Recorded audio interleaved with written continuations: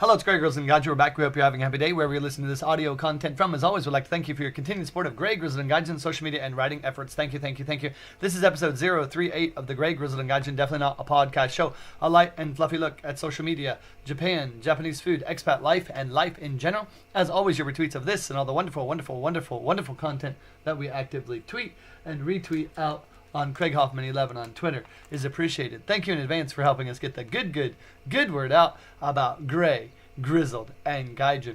Welcome back. Another good show today, I hope. We're talking about the walls and boxes that we create in our lives. It came up this week.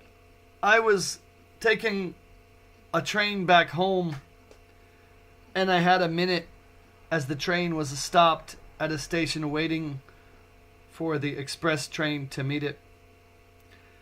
And for some reason, I started thinking about my life. To be entirely truthful, I've been doing that a lot recently. I'm coming up on 14 years living here in Japan next month. And I guess every time that comes up, another year that is, I assess and think about where my life was, is, and is going in the future. But over the last few years, my life has been very, very much the same, and that's the box, right? I've got my job relatively secure, and that's a great, great, great thing. And I've got my marriage and all of the stuff that goes with that, and that's going well, or as well as can be expected. But the box that I had neglected was my personal box. The things that make Craig Craig. The thoughts and feelings that are my own. And in general, that never really bothered me. I was always busy with the work box and the marriage and family box. And the Craig box just kind of was one of those things when I had a moment. For example, blogging and writing and talking to my wonderful, wonderful, wonderful Greg Grizzled and Gaijin engagers on Twitter. But in the last about 6 months to a year, the Craig box had sprung leaks, or the bottom had certainly come open. And I tried to ignore that. And the details aren't so important, but suffice it to say, I neglected it to the point where the Craig box kind of crumbled and fell completely apart. And that made it really, really, really hard to focus my attention and energy on the work box and the marriage and family boxes in my life. And it even affected me physically to a degree. And so it was really hard for me to get around. And so I needed to shake things up.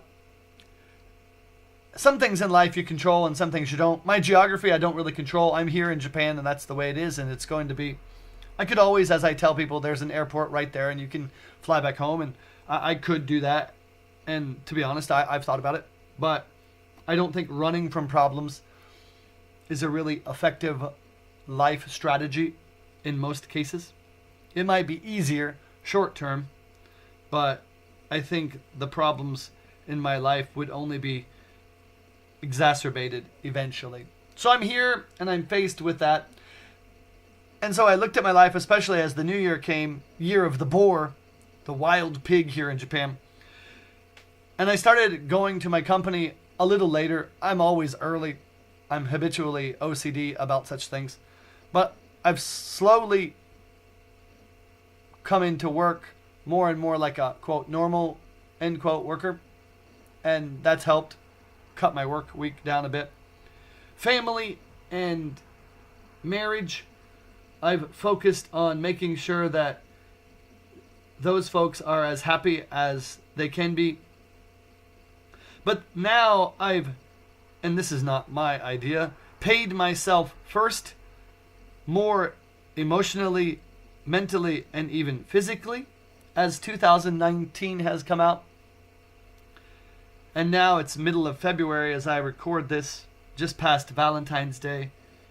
And for the first time last week, in about 6 months, I felt genuinely like I was personally, that Craig box that I talked about in the opening, was starting to come back together and close and be something that I could lean on and depend and carry with me. But I was talking to a great friend this past weekend who was worried about my personal life and health. I had commented on Facebook that it had been a tough go. Nothing major, but I had some trouble. And I realized in talking to her how much that I was mentally and emotionally carrying around. And a lot of that was not my present day, but my past. And I write and I talk a lot about putting problems down at the door, whether they're work problems or life problems in Japan. And I'm pretty good about that. You know, I can have one of those days at work and, you know, kids are doing whatever it is kids are doing, and the company does whatever it does, and staff does whatever they do.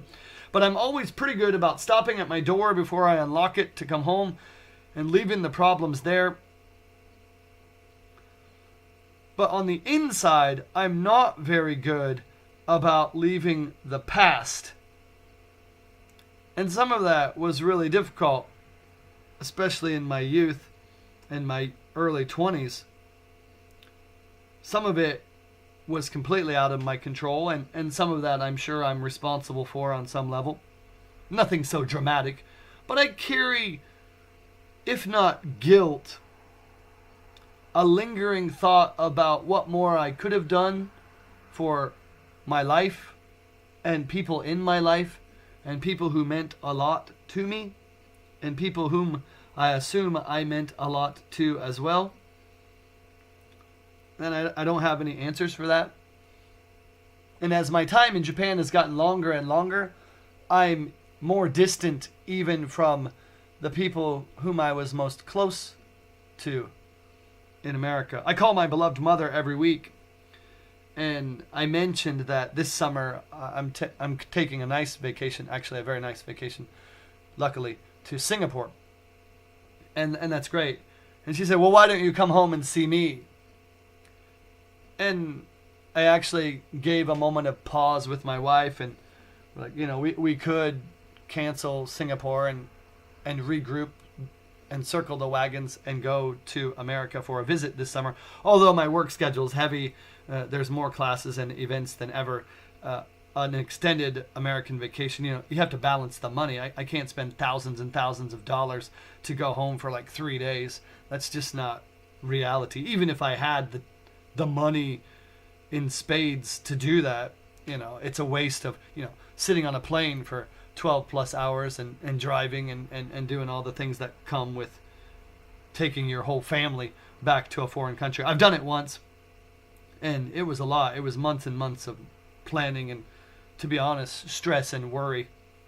And that's not to say that going back to America isn't worth it. And I recommend a lot of expats, you know, who live here, especially a long time, who get married and stay with families. Don't forget where you came from.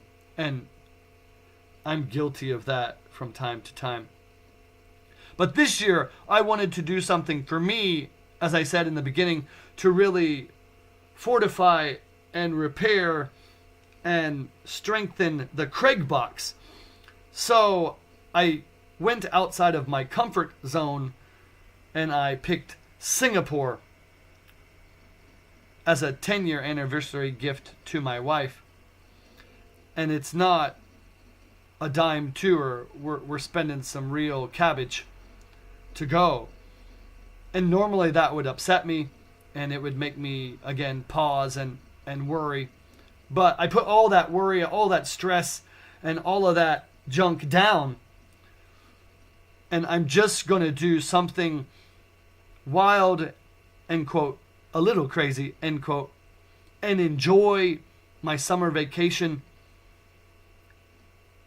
unfettered by worries of time and money, past, present, and future, and simply be appreciative to be Craig. And I hope that if you're listening to this and the boxes in your life, whether that's a work box or a family box or your expat box or your past box, your present box, or your future box, whatever boxes you have in your life, I hope that, unlike me, that you can take a cautionary lesson from today's talk, that you do not neglect and overlook the need to carefully monitor and take care of the most important box in your life, the one that you call your own. That's it, and have a great, great day.